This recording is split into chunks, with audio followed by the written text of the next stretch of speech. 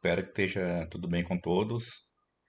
Nessa aula, nós vamos entender um pouquinho melhor como que funciona a nova de Welch, que ela é especialmente útil, né, e adequada quando a gente lida com grupos que não têm, né, variância homogênea entre eles. Ou seja, nós temos a presença de heterocedaticidade no nosso conjunto de dados.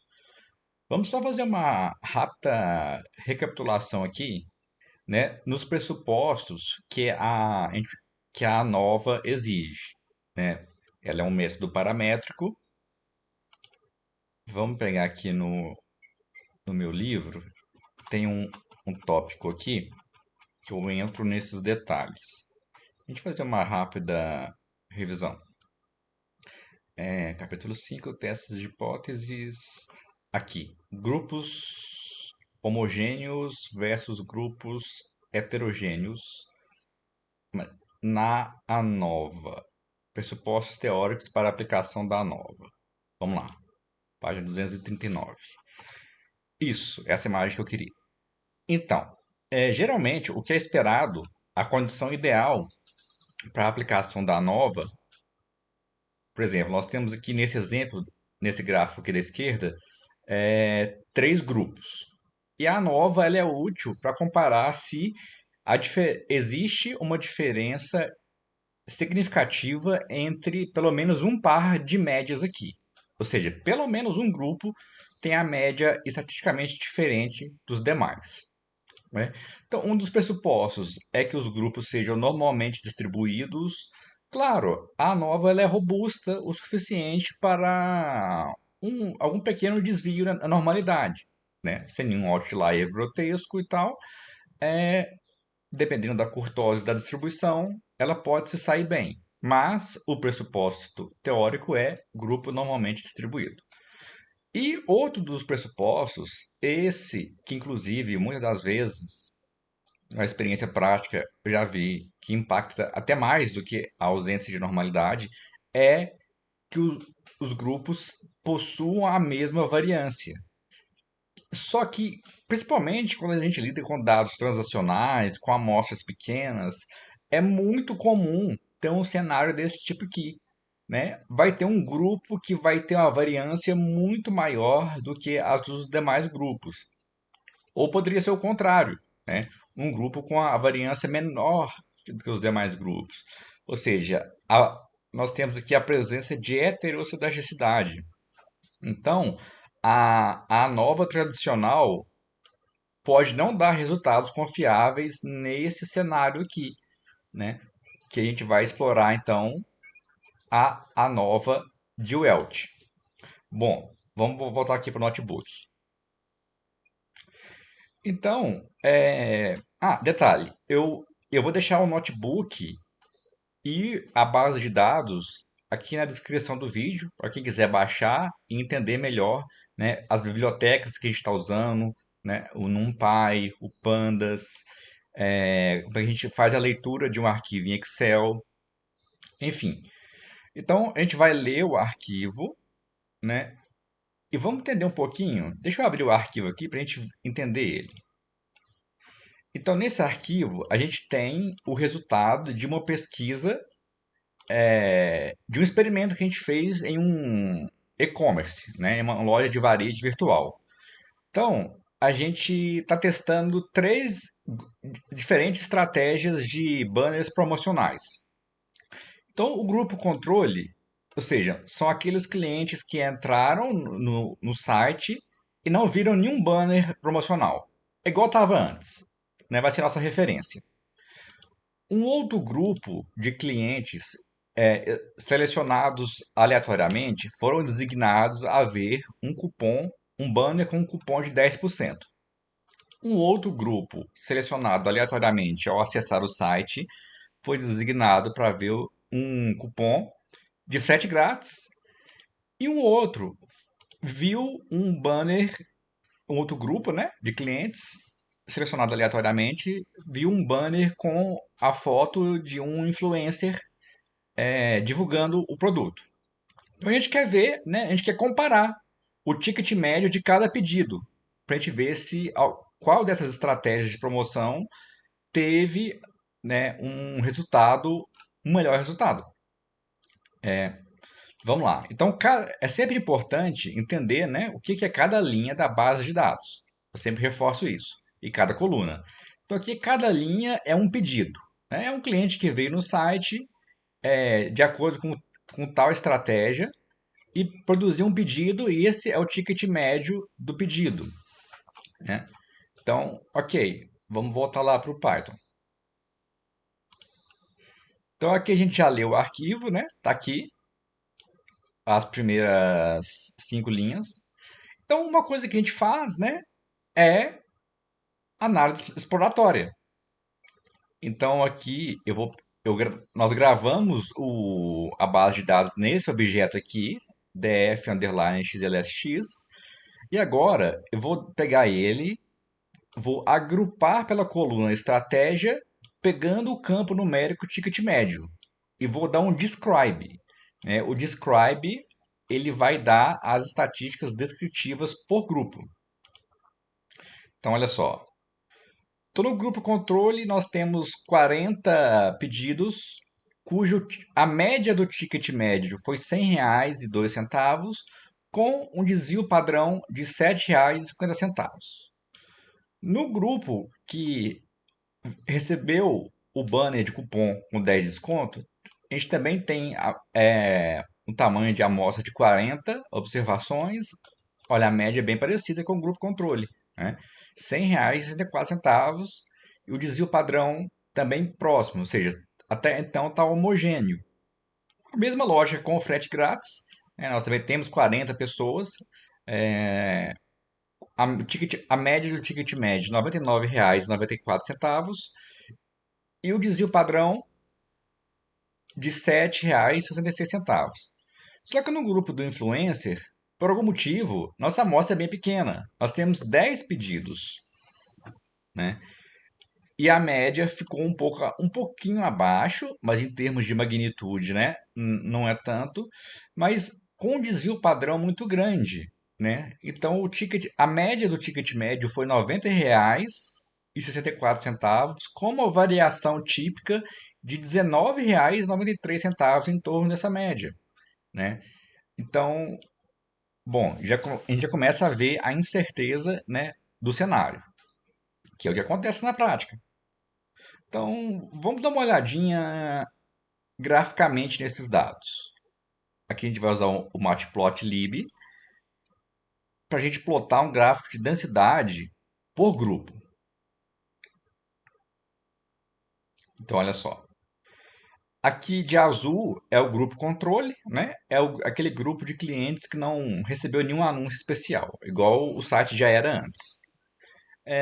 Então, os demais grupos, a gente vê que tem, né, uma pequena variação, mas é claro, a ideia é o ticket médio é uma variável aleatória, né? Ela não é igual em todos os pedidos. É esperado uma variação.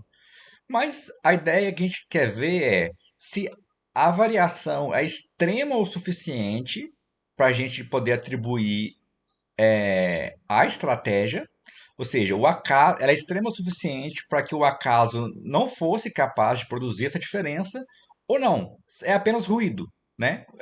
As diferenças que a gente está vendo entre os grupos são simplesmente porque a gente mediu, né, 3 grupos e é esperado mesmo uma variação mesmo que o próprio acaso poderia produzir, né?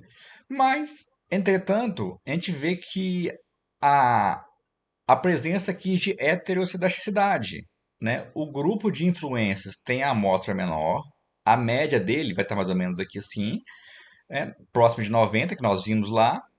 Então, assim, a média é muito próxima, mas olha a variabilidade desse grupo, né? Já já a gente vai entender matematicamente o porquê que isso aqui atrapalha tanto a ANOVA, principalmente em amostras pequenas. Vamos visualizar esses mesmos dados, só que agora com um box plot. Eu vou pôr esse parâmetro aqui dentro, showMins, para ele exibir a média, que por padrão ele não exibe a média no boxplot. Então, olha só, né? Aqui nós temos o primeiro quartil, a primeira linha, a segunda linha, a mediana, a terceira linha, o terceiro quartil. Esse triângulo é a média. Então, aqui, né, a gente pode comparar os grupos com o grupo controle, que é o grupo que não recebe nossa referência, né? E tá aqui de novo, né, o grupo do influencer, dos clientes que viram o banner com a foto do influencer divulgando o produto. A gente vê aqui a alta dispersão, né? Olha os limites do boxplot, como é que vai. E a média, né? A média aqui, apesar do gráfico tá sugerindo que ela é menor, mas a gente for pegar pela escala, a gente vê que ela é muito próxima, né? 90 é próximo aqui de 98 e 100, né? Então, enfim, é muito difícil, né? A incerteza aqui é muito grande da gente bater o olho e falar que quem viu o banner com influencer comprou menos. Olha só, é uma afirmação muito delicada, né? A gente precisa de uma ferramenta estatística adequada para nos auxiliar aqui na tomada de decisão. Então, vamos usar agora uma biblioteca bem interessante, que é a biblioteca Pinguim, né? Que a gente vai rodar aqui a nova, a Welt a nova. Então, no parâmetro DV, a gente vai passar a nossa variável resposta, que é o nosso y, que é o ticket médio. No parâmetro between, a gente vai passar a coluna estratégia. E onde que estão essas colunas? No argumento data, a gente vai passar o nosso data frame. Então, quando a gente rodar aqui, ele vai exibir o output. Então,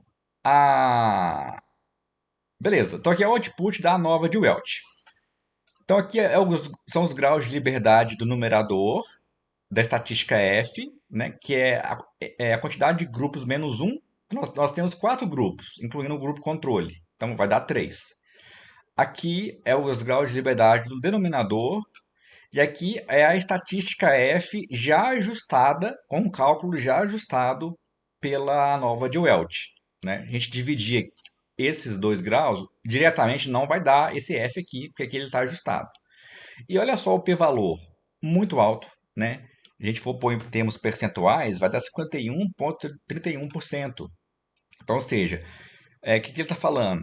Olha, com esses dados aqui, a gente não consegue concluir que tem diferença significativa entre essas médias aqui, né? Então a gente tinha que, então para esse cenário, com esses dados, a gente não conseguiu concluir nada ainda.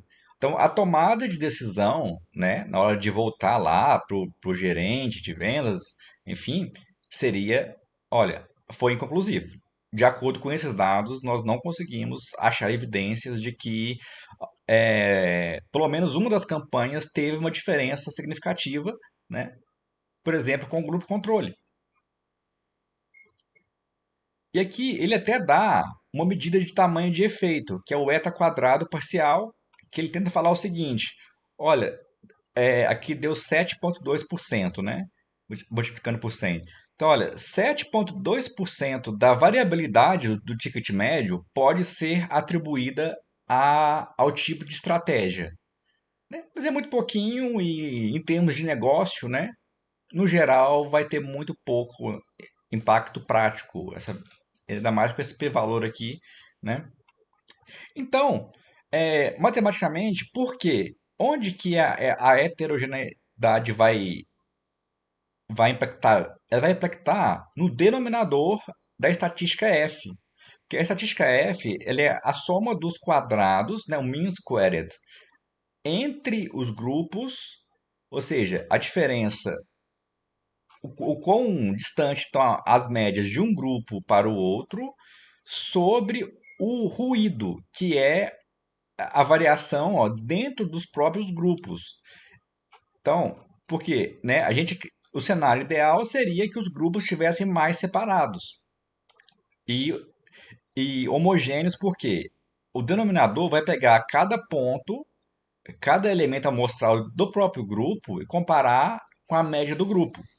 Então, se o grupo é muito disperso, a gente vai ter impacto no erro quadrático dentro dos grupos. Então, o que acontece? Dependendo, então, da direção do erro, né? Se esse erro dentro dos grupos for subestimado, olha só, a estatística F aumenta artificialmente, o que vai gerar um p-valor pequeno demais. E a gente vai ter um falso positivo, né?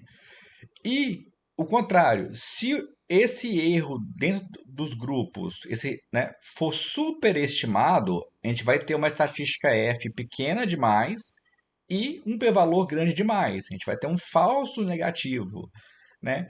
Então, em resumo, a heterossedasticidade ela vai bagunçar o denominador do teste F, que pode nos levar à conclusão equivocada da nossa pesquisa, né? Então, é muito importante a gente saber usar a ferramenta adequada, né? Beleza? Pessoal, então é isso, é bem rapidinho, né? Quem quiser entender mais detalhes sobre a nova, sobre como que calcula a soma dos quadrados entre grupos, dentro dos grupos, aqui no livro tem o passo a passo direitinho, vai calculando etapa por etapa até chegar na estatística F, né? Então, eu vou deixar o link também para ele aqui na descrição. Aí vocês ficam à vontade. Qualquer dúvida, estou disponível no LinkedIn, aqui nos comentários, no e-mail. Beleza? Então, muito obrigado pelo tempo de todos. Até o próximo.